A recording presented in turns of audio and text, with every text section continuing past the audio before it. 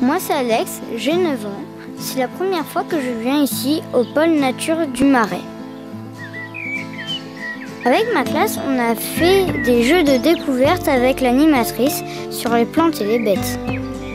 Elle nous a donné une carte, un livret et un crayon. Le but du jeu est de revenir me voir avec toutes les pages de son livret. On devait trouver les indices qui étaient cachés sur les panneaux. Terminer le plus vite possible. Notre groupe a fini 3e. J'ai appris plein de choses aujourd'hui.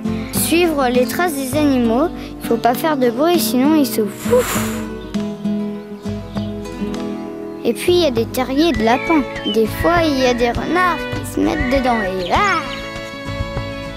Ce matin avec Lucas on a vu un ragondin.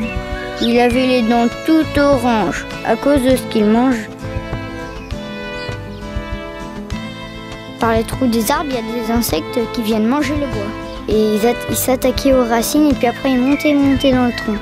Ils passent à travers l'écorce et ils mangent tout l'arbre après et ça fait un bois mort. Je peux pas raconter tout parce que c'est beaucoup trop grand. La surface totale du Marais Poitevin, c'est 97 000 hectares. Le bassin versant, 650 000.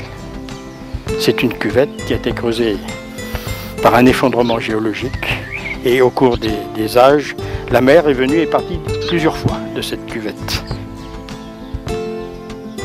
Alors comment on a aménagé le marais? Les digues que vous voyez, celle où nous sommes là, elle a été faite commencée en 1657 à peu près. Mais l'histoire véritable du marais commence qu'en l'an 1000. Puisque les Normands, on les a fourgués et les ducs d'Aquitaine s'intéressent un peu au pays, ils vont fonder une abbaye très importante qui est celle de Maillezais. Alors vous voyez que le sol est particulièrement instable, vous voyez que les maisons ont tendance à bouger. Vous voyez que le paysage du marais mouillé est quand même bien différent que celui du marais desséché.